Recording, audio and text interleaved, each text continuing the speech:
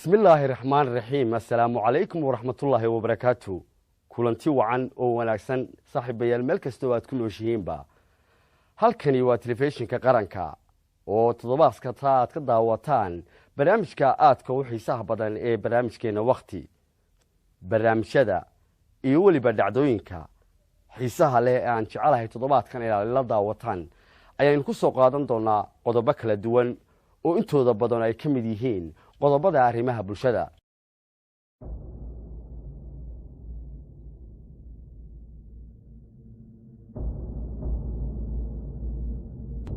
isbeddelka cimilada adduunyadu waxa uu muddooyin ka noqday mid laga wada dareemay dunida kaasoo lagu wada arkay qaaradaha dunida duufaano daadad dabaylo fulkaanayaal dhagxaan cirka ka soo dhacaya baraf aad u qabow jawi roobab badan iyo dhulgariir aad u xawli badan halis badan iyo dhulgo laxaad leh haddaba cimilada adduunka ayaa khubaro badan oo saadaasha hawada ka shaqeeya ku qiimeeyeen in wax badan iska beddeleen dunida. 21 من سبتمبر عام 2012 sanadkii 2012 bishii Sebtembar 21keedii khubarada cilmi falaga ama aqoon-yahanada u kuurgala xidigaha iyo ifafaalayaasha hawada sare waxa ay dunida ku soo kordhiyeen waxaan horay qof u arag warbixin aad u khatar badan oo ka hadlaysa meeraha xidigaha inuu ku soo kordhay xidig cusub oo magaciisa la yiraahdo mudannabul qarni.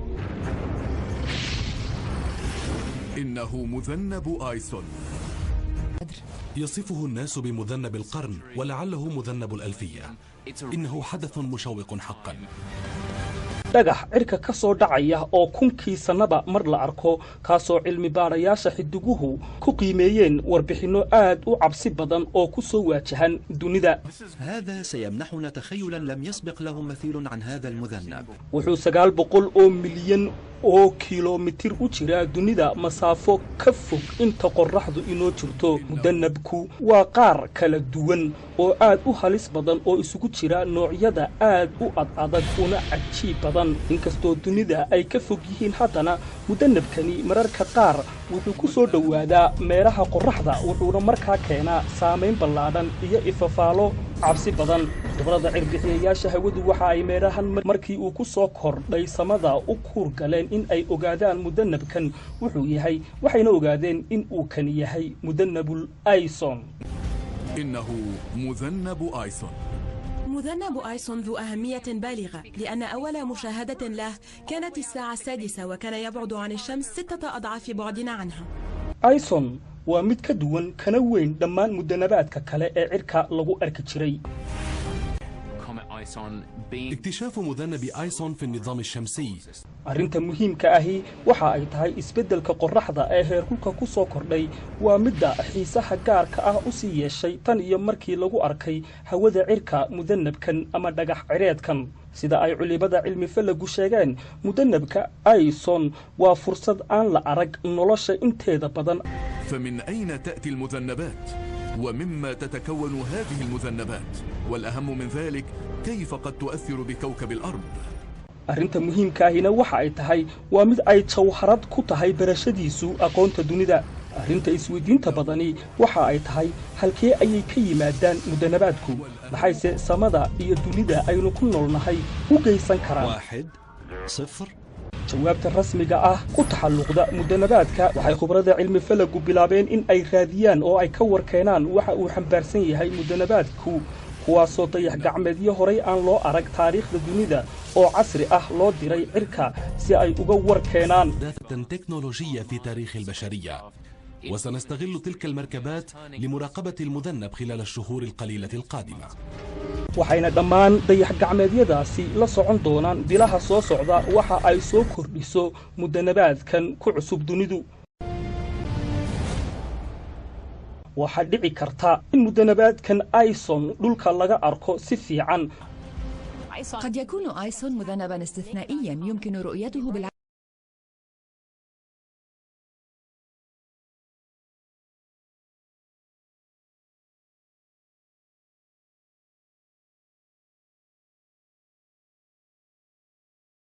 waxay dadku ugu yeedheen mudannabkii qarniga ama mudannabkii kunka sano mar la arag ahaa. waxaa la sugaaba mudanabaadkan horay umay soo marin dunida. لكن لم يتم الترحيب بالمذنبات بمثل هذا الاهتمام من قبل.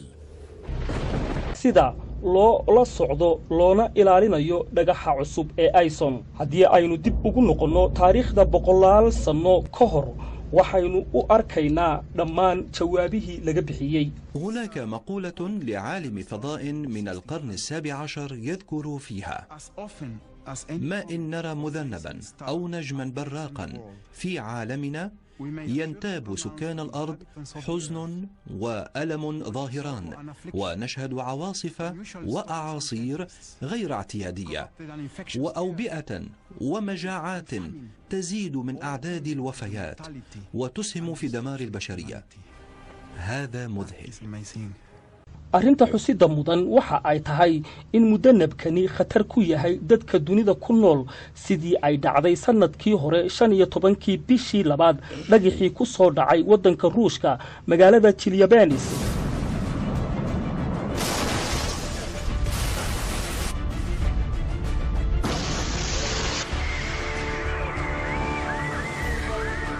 iyadoo uusan weliba nasiib wanaag ku dhicin meel bani aadam ku nool yihiin, isla markaana uu ahaa mid aad u yar, haddana waxa uu dhulka cabir dhan goostay in ka badan 15 kilomitir, wuxuuna ahaa naar dhalaalaysa, fulkaano holcaya, dab iyo naxaas da'aysa, dhibic naar ah oo hilaac iyo nuurku jawigii maalinta ahaa u bedelay habeen.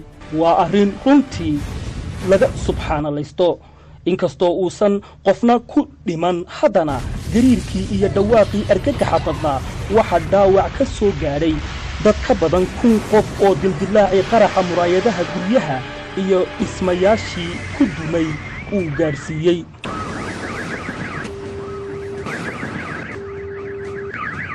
waxay ahayd maalin jimcaha aroortii bishii labaad sanadkii hore 2013. qofna ma ogeyn waxa cirka ka soo socdaa wuxuu yahay, balse waxa mar qura laga wada helay oo dadku ku wada baraarugeen iftiin iyo olol qiiq iyo dhawaaq argagaxle iyo qaraxaad u cajiib badan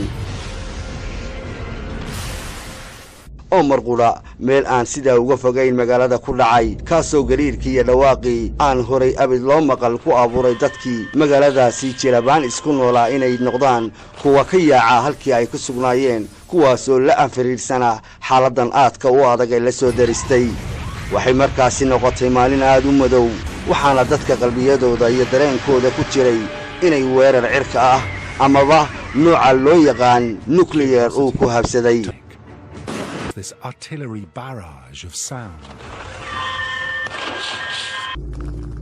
khatarta iyo cabsida aadka u xun ee soo ifafaala xumaanaysa waa mid walwalka joogtada ah ku abuurtay aadamaha dunida korkiisa jooga. isbeddelkan cimiladu waa mid dhammaan qaaradaha dunida si siman looga wada arkay.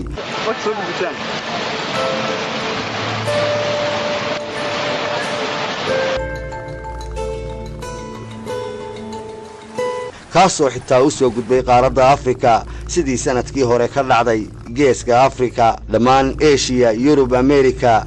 waxaa sanadkan bilowgiisii dhammaadkii iyo weliba curashadiisii la kowsaday jawi dhiilla xambaarsan oo ka marakacaya walwalkii horeyba looga cabsida qabay waxyaabaha dunida ka dhacaya, rajada ay yeelan karto iyo saamaynta aadka u mugdiga badani halka uu ku dambayn doono